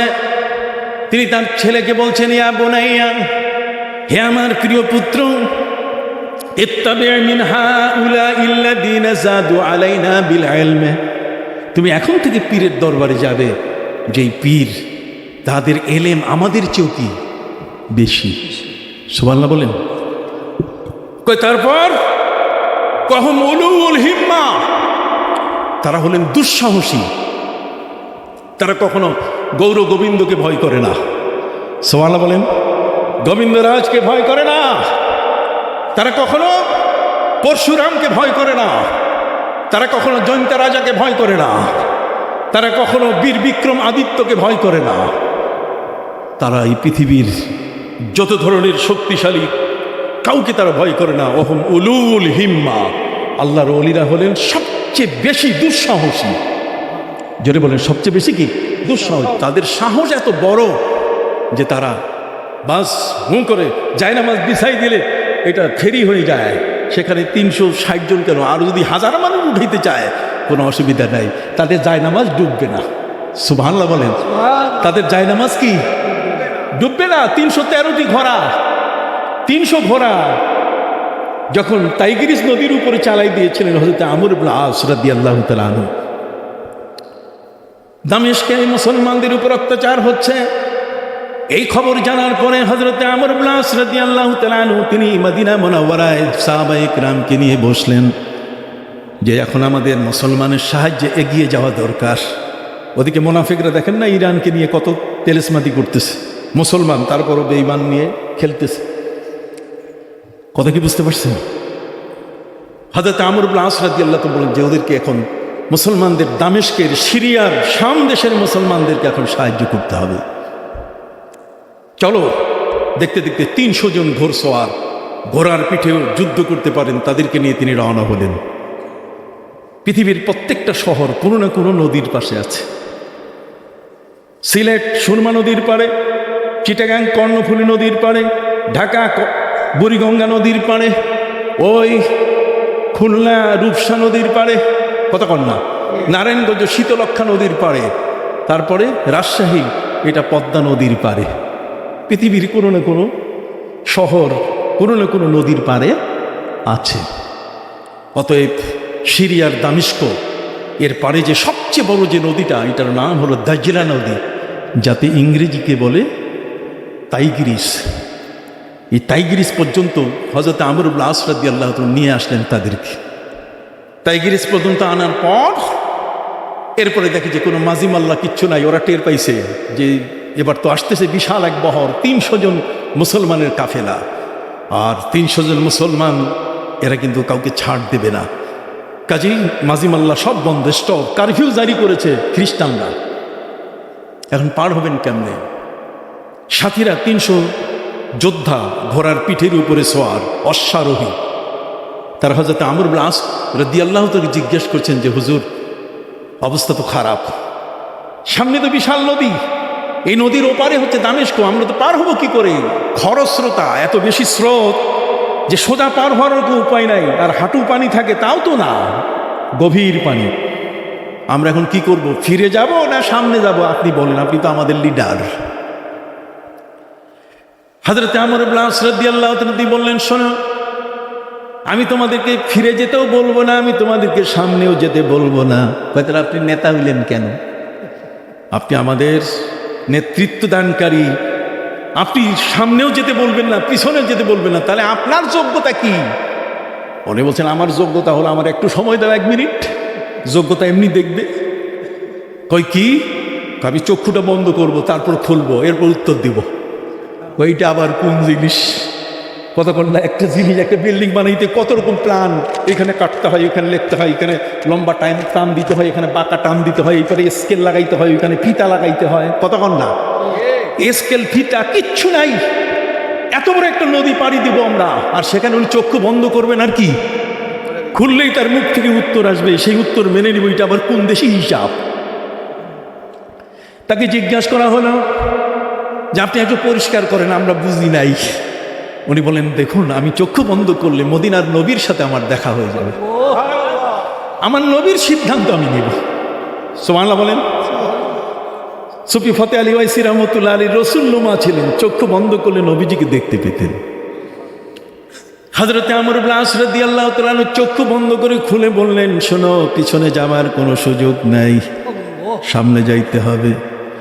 हम तो मुसलमान हैं, पीछे हटने वाले नहीं, हम तो मुसलमान हैं, पीछे हटने वाले नहीं, सीने हैं सामने, सरनगू करने वाले नहीं। আমরা মুসলমান, আমরা পিছু হটতে জানি না, আমরা বুক দিতে জানি, আমরা পিঠ দেখাতে জানি। অতএব চলো, তোমরা তোমাদের ঘোড়াগুলোকে পিঠের উপরে চড়ে এই টাইগ্রিস নদীর ঢেউয়ের উপরে তোমরা চালায় দাও। খোদার কসম, নবী করিম সাল্লাল্লাহু আলাইহি ওয়াসাল্লাম বলেছেন, তোমাদের কারো ঘোড়া ডুববে না, চোখের পলকে তোমরা পার হয়ে যাবে।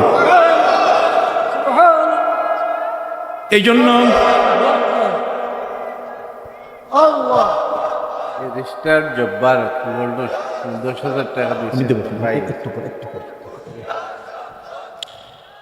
সম্মানিত সুদিয়া, আল্লামা ইকবাল দুটো কবিতা পড়েছেন, তার মধ্যে একটা হলো দস্ত দস্ত হ্যায় দরিয়া ভি ন ছোড়ে हमने दस्त दस्त है दरिया भी न छोड़े हमने बाहर जुल्मत पे दौड़ा दिए ঘোড়ে अपने।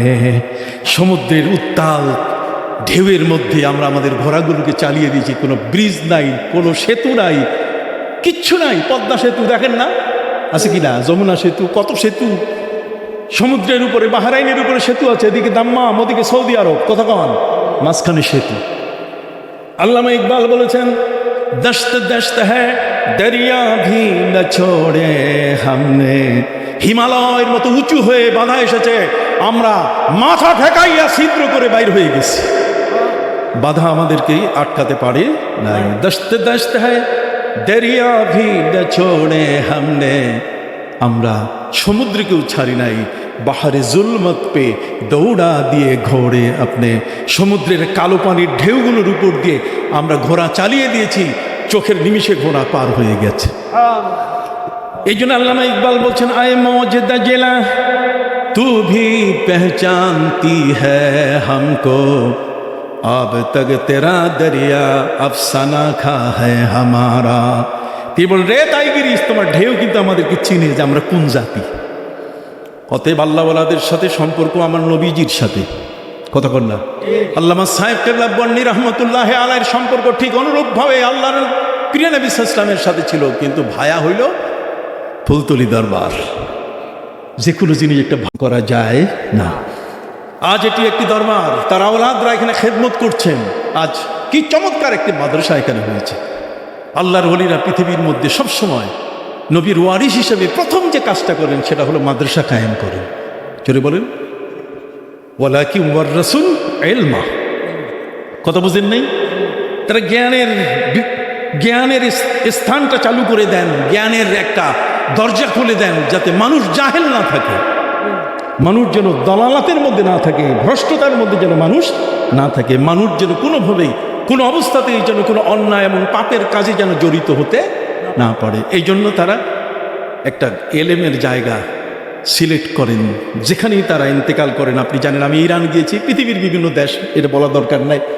ইরানে গেছি, যেখানে আল্লাহর ওলি একজন ইন্তেকাল করছেন, সেই ওলির পাশে একটা ইউনিভার্সিটি হয়ে গেছে। তার মানে তার মুজাহাদা, তার মোরাকাবা, তার এলেমের মুজাকারা, কতক্ষণ না, এই সবগুলো মিলিয়ে সেখানে একটা ইউনিভার্সিটি হয়েছে। আপনারা কি চান না যে আল্লামা আব্দুর রহমান সাহেব বন্ডি রহমতুল্লাহ আলাইহির বাড়ির পাশে এইরকম একটা ইউনিভার্সিটি দাঁড়ায় যাক? জোরে বলেন, হাত উঁচু করেন, দাঁড়ায় যাক। এটা চান কি না? একটা ইউনিভার্সিটি দাঁড়িয়ে যাক, এটা তো আপনাদের প্রত্যেকেরই কামনা হওয়া উচিত।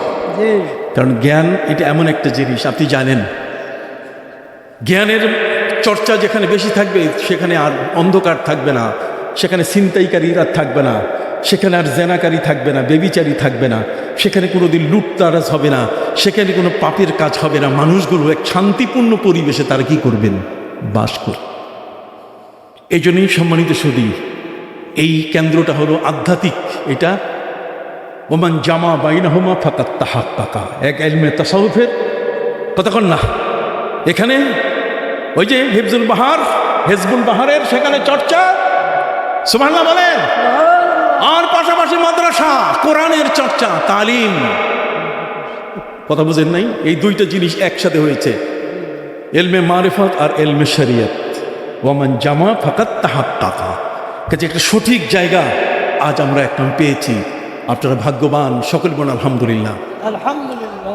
আপনি জানেন জ্ঞানের এই মুজাকারা, জ্ঞান, এই জ্ঞানটা অর্জন করা প্রয়োজন কেন? নবী করিম সাল্লাল্লাহু আলাইহি সাল্লাম তার সাহাবী হযরত আব্দুল্লাহ ইবনুল আস, আব্দুল্লাহ ইবনে সাদ ইবনুল আস রাদিয়াল্লাহু তাআলা আনহু, তিনি বলেছেন, নবী করিম সাল্লাল্লাহু আলাইহি সাল্লাম আমাকে তিনি বলেছেন যে তুমি জ্ঞান অর্জন করো, জ্ঞান অর্জন করতে গিয়ে তুমি কখনো পিছপা হইও না, তবে সেই জ্ঞানটি তোমার থাকতে হবে যে জ্ঞান যেন মানুষের উপকার হয়, সে জ্ঞানটা যেন মানুষের কি উপকার হয়। এই জন্য উনি কি করতেন, উনি ক্যালিগ্রাফি, নবী করিম সাল্লাল্লাহু আলাইহি ওয়াসাল্লামের সাহাবীদের মধ্যে সবচেয়ে বেশি যিনি আর্ট জানতেন, আর্ট, আরবি লেখা আর্ট করে না, এই যে এখানে দেখেন, এই যে মাহফিল আর্ট করে দিছে না, এটার নাম ক্যালিগ্রাফি, এটার নাম কেতাবাত। কথা বুঝতে পারছেন? হযরতে আব্দুল্লাহ ইবনে সাদ ইবনে আস রাদিয়াল্লাহু তাআলা কিন্তু ক্যালিগ্রাফি জানতেন। নবী করিম সাল্লাল্লাহু আলাইহি ওয়াসাল্লাম বলেন যে তুমি আমার সাহাবীদের ক্যালিগ্রাফি শিখাও। সুবহানাল্লাহ বলেন। হযরতে মুআয ইবনে জাবাল রাদিয়াল্লাহু তাআলা তিনি বলেন আমারানি রাসূলুল্লাহ সাল্লাল্লাহু আলাইহি ওয়াসাল্লাম বিল কিতাবাতি ওয়াল কুরআন। নবী করিম সাল্লাল্লাহু আলাইহি ওয়াসাল্লাম আমাকে নির্দেশ দিয়েছেন যে তুমিও লেখা শিখাবে, তবে তুমি কেরাত শিখাবে ভালো মতো। নবী করিম সাল্লাল্লাহু আলাইহি ওয়াসাল্লামের সময় হযরতে মুআয ইবনে জাবাল রাদিয়াল্লাহু তাআলা কি জানতেন? ভালো কেরাত জানতেন। হযরতে উবাদা ইবনে সামিদ রাদিয়াল্লাহু তাআলা তিনিও বলছেন যে আমি কোরআনের দায়িত্বে ছিলাম, আমি আসহাবে সুফফা যারা তাদেরকে আমি কোরআন শেখাইতাম। নবীর মসজিদে যারা আসতেন তারা যেন অশিক্ষিত হয়ে না যায়। কথা কন না, নবীর মসজিদে যারা এসছে তারা যেন অশিক্ষিত হয়ে না যায়। এই জন্য হযরতে মুআয ইবনে জাবাল, হযরতে উবাদা ইবনে সামিদ রাদিয়াল্লাহু তাআলা তাদেরকে পড়াবার দায়িত্ব নিয়েছিলেন। হযরতে যায়েদ ইবনে সাবিত রাদিয়াল্লাহু তাআলা তিনি বলেন আমানানি রাসূলুল্লাহ সাল্লাল্লাহু আলাইহি ওয়াসাল্লাম আন আতাআল্লামা বিকালিমাতি কুতুবিল ইয়াহুদ। নবী করিম সাল্লাল্লাহু আলাইহি ওয়াসাল্লাম আমাকে বলছেন ইহুদিদের যে বই আছে এগুলা কেমনে পড়া যায় ওই শিক্ষাটা তুমি গ্রহণ করো।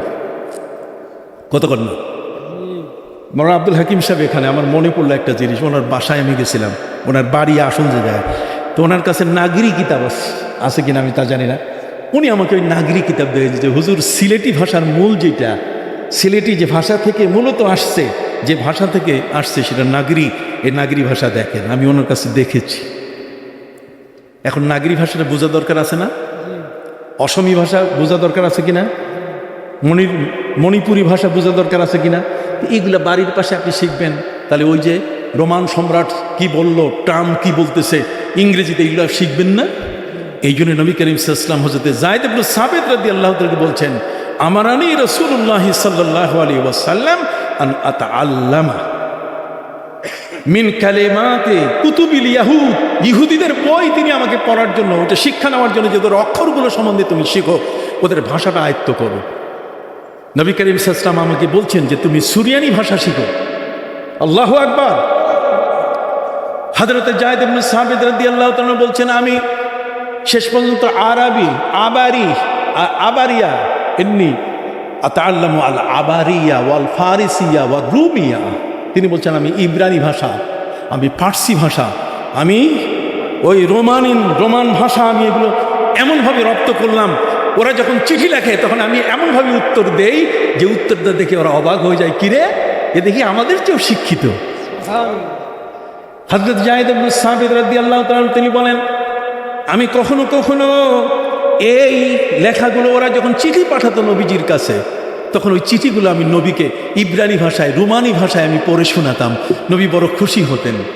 আল্লাহর নবী সাল্লাল্লাহু আলাইহি সাল্লাম তিনি আমাকে বলছেন আমারানি রাসূলুল্লাহ সাল্লাল্লাহু আলাইহি ওয়াসাল্লাম বিলুগাতি কওমিন আতাআল্লামা বিলুগাতি কওমিন। আমি যেন অন্য ধর্মের মানুষের বই যেগুলো সেগুলো যেন পড়ি। কেন? যদি আমি এটা পড়ি তাহলে এটা তাদের মকর থেকে, তাদের ধোঁকা থেকে আমরা বাঁচতে পারবো, যে ওদের বইতে কি কি লেখা আছে এগুলো পড়া যাবে। তাহলে বোঝা গেল লোকাতে উখরা, অন্য ভাষায় বইপত্র পড়া যাবে, ইংরেজিতে পড়া যাবে। একদল আছে ইংরেজি পড়া যাবে না, হারাম। ওই মৌলবীরা এখন আগে ইংরেজি পড়ে, কতক্ষণ না, ওরা এখন ফার্স্ট ইংরেজি পড়ে। ও সবসময় আমাদের বদনাম করতো যে এই যারা আলিয়ায় পড়তো তারা ইংরেজি পড়ে। কতক্ষণ ওরা জানে না নবী করিম সাল্লাল্লাহু আলাইহি ওয়াসাল্লামের হাদিসের মধ্যে আছে হযরত যায়েদ ইবনে সাবিত রাদিয়াল্লাহু তাআলা নবী করিম সাল্লাল্লাহু আলাইহি ওয়াসাল্লাম বহু ভাষার পণ্ডিত হওয়ার জন্য তাকে বলছিলেন।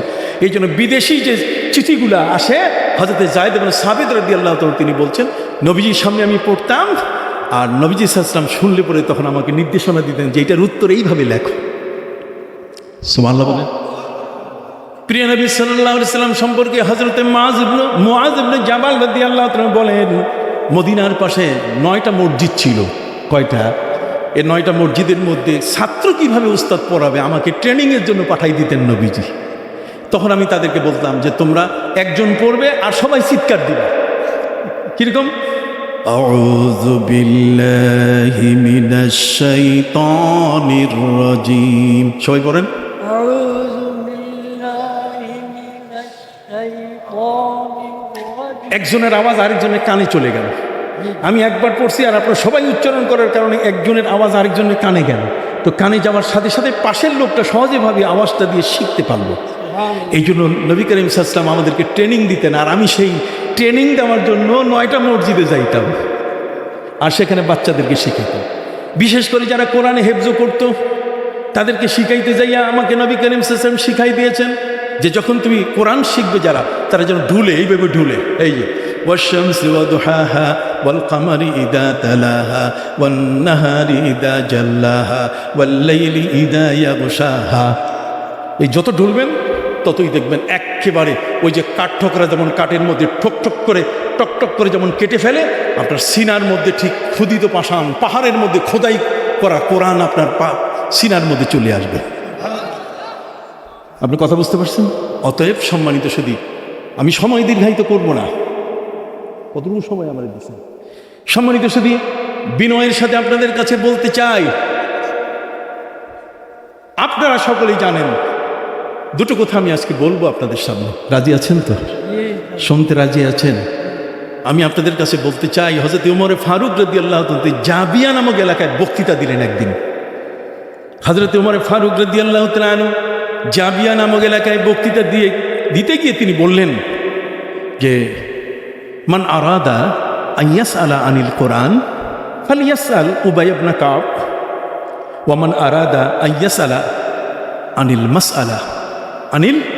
মাসআলা ফালিয়াসআল মুআয ইবনে জাবাল হযরত ওমর ফারুক রাদিয়াল্লাহু তাআলা বললেন যে তোমাদের মধ্যে যদি কেউ কোরআনের তাজবিদ জানতে চায় কোরআন কত সুন্দর করে পড়া যায় এটা যদি কেউ জানতে চায় ফালিয়াসআল উবাই ইবনে কাব ওমর ফারুক বলছেন উবাই ইবনে কাবের কাছে তোমরা শিখবে কার কাছে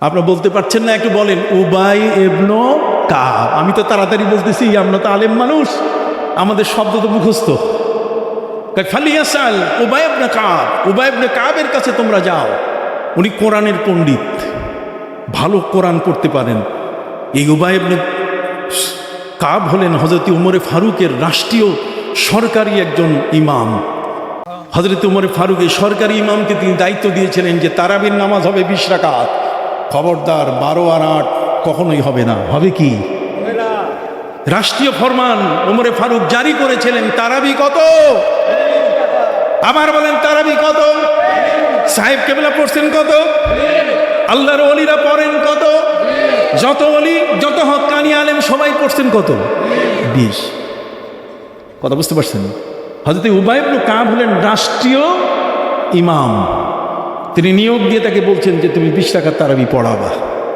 এ গেল এক মান আরাদা আন ইয়াসআলা আনিল ফারায়েজ যদি কেউ ফারায়েজ সম্পর্কে জানতে চায় জমি বন্টন কিভাবে করে নবী তাও পণ্ডিত দেখাই দিয়েছেন ফালিয়াসআল যায়েদ ইবনে সাবিতের কাছে যেন প্রশ্ন করে সে উনি কিন্তু জমির হিসাব নিকাশ খুব ভালো বোঝে তো নবীজি যদি কিছুই না বুঝতেন তুমি বেটা বলো নবী আলিফ জানে না জিম লিখতে জানে না নবী বা লিখতে জানে না আর নবী জানবেন কেমনে নবীর ভিতরে তো সব আছে নবীকে কে শিখাবে নবী তো সব শিখান তিনি তো মুআল্লিম বলেন তিনি কি যিনি শিক্ষক তার ভিতরে সব আছে উনি আমার কার কাছে শিখবেন এই জন্য নবী করিম সাল্লাল্লাহু আলাইহি ওয়াসাল্লাম তিনি ক্যালিগ্রাফি যারা করে তাদেরকে তিনি বলে দিয়েছিলেন বাসিতিল বা ওয়া দাব্বিরিল মিম নবী করিম সাল্লাল্লাহু আলাইহি ওয়াসাল্লাম বলছেন যে তোমরা বা শব্দটা বিসমিল্লাহির রহমানির রহিমের বাটা লম্বা করে লিখবা বাসিতিল কি হইল না কথা কইতেছে না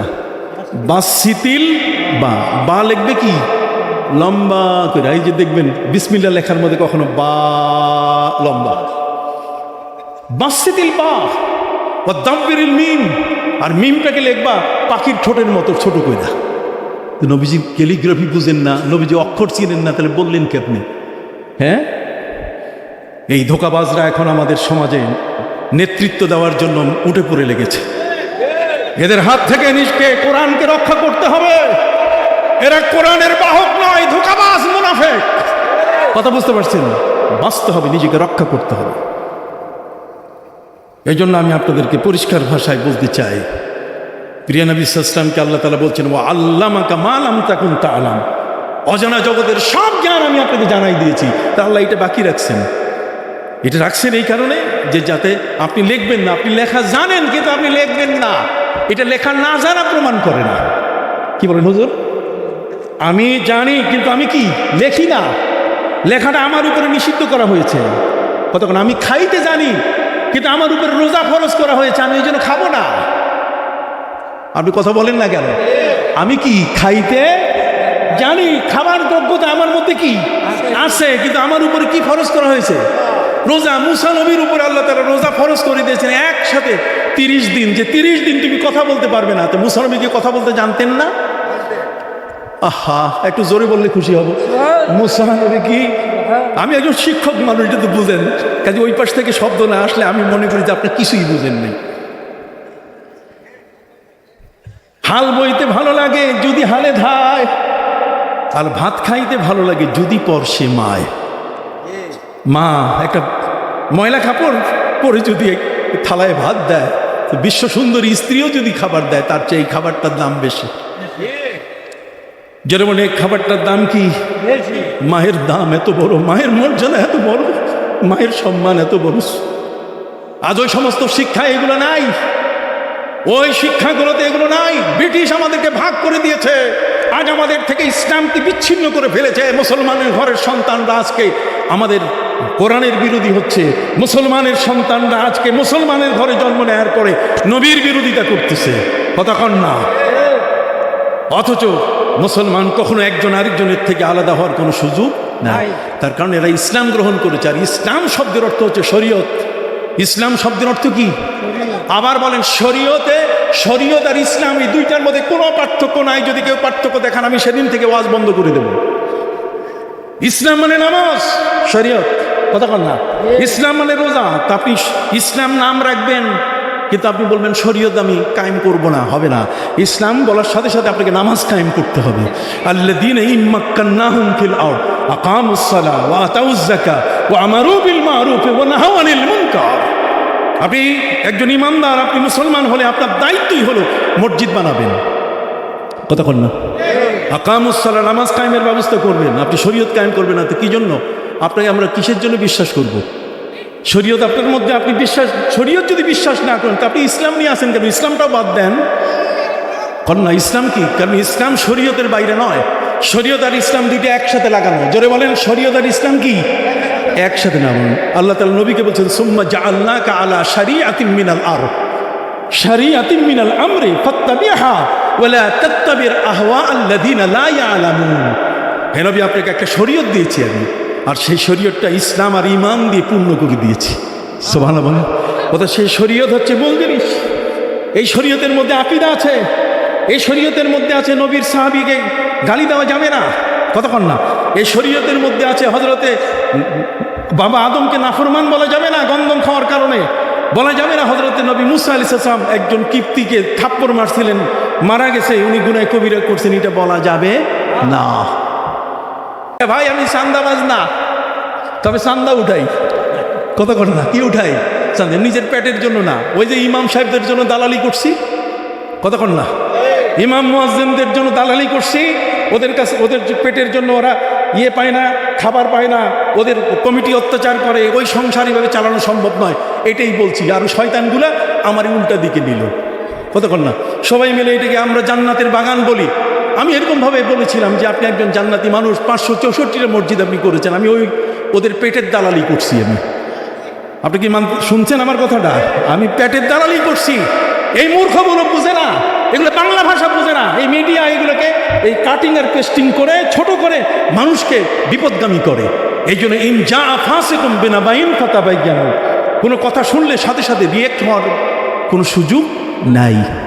হযরতে শিহাবুদ্দিন সোহরাওয়ার্দী রাহমাতুল্লাহি আলাইহি তিনি বলছেন, ওয়া নাদাউল মাওয়াজিনাল কিসতা লিয়াউমিল কিয়ামা, কিয়ামতের ময়দানে আল্লাহ তাআলা মিজান তৈরি করবেন। কি তৈরি করবেন? এটা আমি আর অন্য কোনো শব্দে বলতে চাই না, ওই যেটা দিয়ে মাপে। ভিন্ন শব্দ করলে যে হুজুরে তো আমার পক্ষে কইছে, না না না, পক্ষে আসতে গেলে শরীয়ত কায়েম করতে হবে, তার আগে না। কতক্ষণ না? তার আগে কোনো মতির এই হুজুর একটা সাধারণ বাজারের ওই ফুটপাতের হাট চলা হুজুর না, কথা বোঝেন নাই? এই হুজুরে হাটে সারা পৃথিবীর সব জায়গা। এই জন্য আমি আপনাদের খেদমতে আরজ করতে চাই, ওয়ানাদাউল মাওয়াজিন আল কিস্তা, আল্লাহ বলছেন কিয়ামতের ময়দানে আমি নেকি বদি মাপার জন্য আমি মিজান কায়েম করব। কি কায়েম করব? তো মিজান কায়েম করতে যাইয়া আল্লাহ তাআলা যখন বলছেন, এর আগেও তো মিজান আল্লাহ বলছেন। হযরত দাউদ আলাইহিস সালাম আল্লাহর কাছে বললেন যে আল্লাহ একটু মিজানটা আমার একটু দেখাবেন। আল্লাহ বলছেন কেন দেখাবো না? আমি তো আল্লাহ, আমার নবীকে মেরাজে আমি সব কিছু দেখাই দিয়েছি, আমার নবীকে যা বলার সব কিছু বলেছি। ফাআওহা ইলা আবদিহি মা আওহা, সব দেখাই দিয়েছি। নবীর কাছে আমি কোনো গোপন রাখি নাই। আমি আলিমুল গায়বি ওয়াশ শাহাদা ফালা ইউযহিরু আলা গায়বিহি ইল্লা মান ইরতাদা মির রাসূল। কতক্ষণ না আমার রসুলদের মধ্যে কাউকে আমি প্রেমিক করে আমি যদি আমার ঘরে নিয়ে নেই, পৃথিবীর সমস্ত ট্রাফিক স্থাপনা বন্ধ করে আমি যদি পৃথিবীর ব্যাটারিটা ঘড়ির ব্যাটারি খুলে নেই, তো কাটা বন্ধ হয়ে গেলে সব বন্ধ, আর আমার হাবিব মাহবুবের মধ্যে মিলন মেলা চলতেছে সেই আরশে আজিমে। ফাআওহা ইলা আবদিহি মা আওহা ওয়ানাদাউল মাওয়াজিন আল কিসতা লিয়াউমিল কিয়ামা। আল্লাহ বলছেন ইনসাফের পাল্লা। এই জন্য আমি সরকারকে বলবো, যখন যে সরকার আসবে খবরদার কোনো মার্কা কাবা ঘর অনুমোদন দিবেন না। কাবা ঘর কখনো কোনো দলের মার্কা হবে না। কতক্ষণ? ঠিক এমনি করে নবীর মসজিদে নববী কখনো মার্কা হবে না, কারণ এটার বিপক্ষে একটা দল কাবাকে ছোট করবে, নবীর পবিত্র মসজিদকে তারা ছোট করবে, বাইতুল মুকাদ্দাসকে করা যাবে না, কোরআনকে কোনো অবস্থাতেই মার্কা বানানো যাবে না। ঠিক অনুরূপভাবে মিজানকেও কখনো মার্কা বানানো যাবে না। এগুলো আল্লাহর নিদর্শনের এক একটা। কতক্ষণ? একটি কথা বলে গেলাম, খুব মনে রাখবেন, এটা কখনো মার্কা হবে না, কারণ এটাকে কেউ এটাকে ওজনে কম বানায়, এটা বেশি বানায়, কেউ এটা নিয়ে ব্যঙ্গ করে, এটাকে কেন্দ্র করে, এটাকে ভর করে মানুষকে ধোঁকা দিচ্ছে। কতক্ষণ না?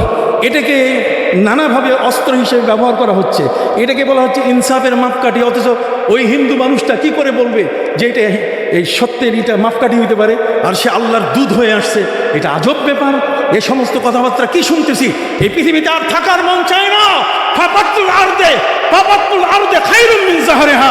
এখন মাটির নিচ আমাদের কাছে উপরে থাকার চেয়ে উত্তম হয়ে গেছে। কতক্ষণ? মাটির নিচটাই এখন আমাদের কাছে উত্তম মনে হচ্ছে। কথা বুঝতে পারছেন? আপনি ওই জিনিসগুলো মার্কা বানাবেন, যেই জিনিসগুলো কেউ যদি উল্টাপাল্টা বলে তাহলে সে গুনাহগার হবে না।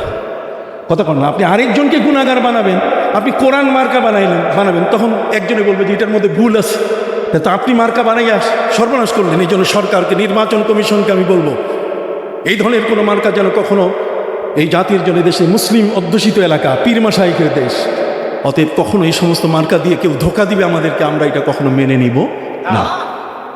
যা হোক, ওয়ানাদাউল মাওয়াজিন আল কিসত, হযরতে দাউদ আলাইহিস সালাম আল্লাহর কাছে বলছে যে আল্লাহ আপনার মিজানটা দেখতে চাই, নেকি বদি মাপবেন। আল্লাহ বলছে অবশ্যই দেখাবো। দেন দেখান। আল্লাহ বলছে ঠিক আছে দেখো। হযরতে নবী দাউদ আলাইহিস সালাম দেখতে যাইয়া বেহুশ হয়ে পড়ে গেছে। দেখতে যাই কি দেখেন না আমার দিকে, বেহুশ হয়ে পড়ে গেছে। আল্লাহ তাআলা তারে উঠাইয়া বলছে, এ দাউদ কি হয়েছে? বেহুশ হয়ে গেলা, তুমি দেখতে চাইছো, দেখাইছি, এতেই তুমি বেহুশ হলা।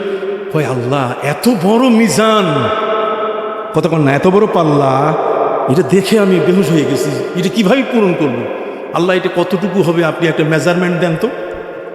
যেমন এই পানিটা, এটা 1 লিটার পানি, এটা মেজারমেন্টে 1 লিটার পানি, এটা 2 বার খাওয়া যাবে। এই গ্লাসটাতে এটা 2 বার খাওয়া যাবে, এটার মেজারমেন্ট করা আছে। তার মানে আপনি একটা লোক 1 গ্লাস পানিতে তার যথেষ্ট হয় না, তাকে আরও লাগবে। এই জন্য মেজারমেন্ট করে এটাকে কী দেওয়া হয়েছে? 2 গ্লাস করা হয়েছে, যাতে 1 লিটার একটা মানুষ খাইতে পারে। মেজারমেন্ট। হযরতে দাউদ আলাইহিস সালাম জিজ্ঞেস করেছে যে আল্লাহ একটু মেজারমেন্টটা আমাকে বলেন তো, এই যে পাল্লা 2টা কত বড়? আল্লাহ বলছে 7 আসমান যত একসাথে করলে যত বড় একটা পাল্লা তত বড়, আর 7 জমিন যত বড় এরকম একটা পাল্লা। ওরে বাবা, তাহলে এটা ভরবো কেমনে? এর সওয়াব কই? আল্লাহ বলেন দাউদের সওয়াবের দরকার নাই, একটা খেজুর যদি তুমি আমার রাস্তায় দিয়ে দাও, তাহলে একটা লাইট জ্বললে যেমন তার আলো চতুর্দিকে সরে যায়, খেজুরটা দান করলে তার সওয়াব দিয়ে পুরো পাল্লা আমি ভরে দিব। একবার সুবহানাল্লাহ, আলহামদুলিল্লাহ, কথা সুবহানাল্লাহি আলহামদুলিল্লাহ, কথা বোঝেন নাই? এই যে একবার যদি আমি বলি তাহলে তামলাউল মিজান ওয়া তামলাউ মা বাইনাস সামাওয়াতি ওয়াল আরদ, আল্লাহু আকবার। আপনি কি বুঝতে পারছেন? সম্মানিত শুধু বন্ধুরা আমার, হযরত শিহাবুদ্দিন সোহরাওয়ার্দী রাহমাতুল্লাহ আলাইহি বলছেন যে মানুষ পৃথিবীতে যে ইবাদতগুলো করে, এরা যখন সেজদা করে তো সেজদার একটা রূপ, একটা ভিডিও, এই দেখেন এই ক্যামেরাটায় আমি কথা বলতেছি, আঙ্গুল দেখাচ্ছি, ক্যামেরাটা কিন্তু আমাকে দেখতেছে, এই ক্যামেরার মাধ্যমে সারা পৃথিবী আমাকে দেখতেছে, ক্যামেরায় আমার ছবি হয়ে গেছে, এটা আমি সহজে ডিলিট করতে পারবো না, এটার মেকানিক যে সে এটা ডিলিট করলে তখন ডিলিট হবে। আল্লাহ বলছেন আমার ক্যামেরা ডিলিট করার ক্ষমতা কারো কাছে কি নাই, এটার সুইচ কারো হাতে রাখি নাই, পুরো ক্যামেরা আমার হাতে। লা ইউগাদিরু সাগীরাতান ওয়ালা কাবীরাতান ইল্লা আহসাহা, অতএব ওয়াজাদু মা আমিলু হাজিরা, পাবেই সে, কিয়ামতের ময়দানে আমি তাদেরকে এটা দেখাই দেব। হযরতে শিহাবুদ্দিন সোহরাওয়ার্দী রাহমাতুল্লাহ আলাইহি বলেন প্রত্যেকটা মানুষের রুকু সিজদার একটা রূপ এখানে যেমন আমাকে ধারণ করতেছে, এই রূপটা আপনি সেজদা করছেন, আপনি দেখতেছেন না আপনার রূপটা কি, সেজদা শেষ হয়ে গেলে পুরো নামাজের রূপটা আল্লাহর আলমে মিসাল ভিডিওর জগতে ওটা আমানত রেখে দেন।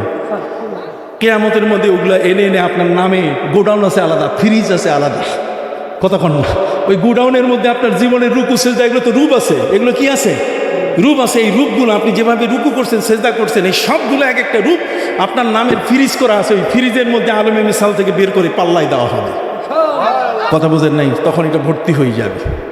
সম্মানিত শুধু সেই পাল্লায় যেন ভর্তি হয়। আজকের আল্লামা আব্দুর রহমান সাহেব বর্ণী রহমতুল্লাহ আলাইহি এত বড় একজন কামেল ওলি, সেই কামেল ওলির মাদ্রাসাটা মাত্র কয়েকটা টাকার জন্য, রিজার্ভের কয়েকটা টাকার জন্য তার স্বীকৃতি বন্ধ থাকবে, এটা কি হতে পারে?